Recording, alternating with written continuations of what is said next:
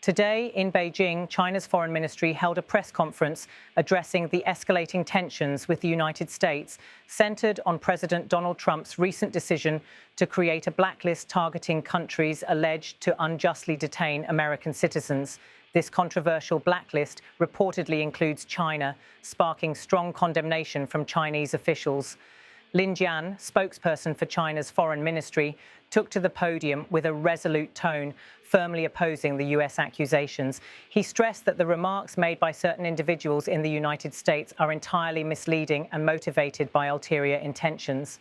According to Lin Jian, China is a nation governed by the rule of law, and there is absolutely no question of so-called wrongful detention within its borders.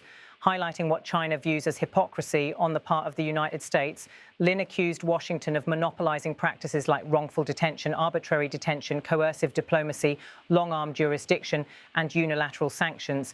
These tactics, he said, are hallmarks of U.S. foreign policy rather than those of China.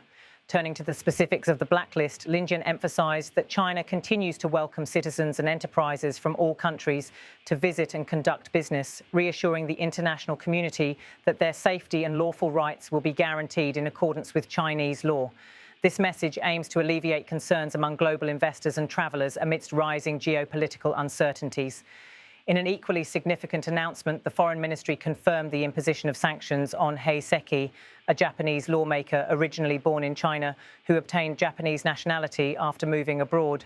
Lin Jian accused Hei Seki of spreading false information, colluding with anti-China forces in Japan, and maliciously attacking and smearing China on sensitive matters, including Taiwan, Xinjiang, Hong Kong, and the disputed islands. Lin did not mince words, stating that Hei Seki has forgotten his roots, betrayed his conscience, and provoked trouble for selfish interests. He described China's countermeasures as a strong punishment and a stern warning to those who might follow in Hei's footsteps. The message was clear: selling one's heritage for personal gain will only bring about self-inflicted consequences. These developments unfold amid an increasingly complex and fraught relationship between Washington and Beijing. The U.S. blacklist is part of a broader strategy to counter what it perceives as unjust detention of its citizens abroad, but critics suggest it risks further inflaming diplomatic tensions. China's vigorous rebuttal and its reciprocal sanctions highlight a tit-for-tat dynamic that threatens to harden divisions between the two powers. Beyond the U.S.-China friction, this episode also casts a shadow over Sino-Japanese relations, reflecting the delicate geopolitical landscape of East Asia. Japan, a key U.S. ally, finds itself in a precarious position, caught between its ties with Washington and Beijing's growing assertiveness. Experts suggest that this confrontation is emblematic of the wider strategic competition between the United States and China, encompassing not only diplomacy, but also trade, technology, security, and influence across Asia and the globe. How this rivalry unfolds will significantly shape the future of the international order. As tensions rise, there is a growing call for cautious diplomacy and dialogue to prevent further deterioration. Both sides recognize the importance of managing their differences to avoid conflict, yet the road ahead remains uncertain.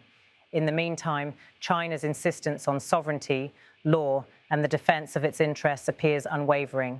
The United States, for its part, continues to leverage tools like blacklists and sanctions to exert pressure and uphold what it views as human rights and the rule of law.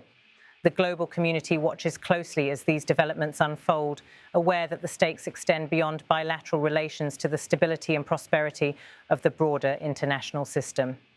In sum, today's press conference underscored the deepening divides and mutual suspicions defining U.S.-China relations. It also highlighted the complex interplay of nationalism, diplomacy, and international law shaping today's geopolitical landscape.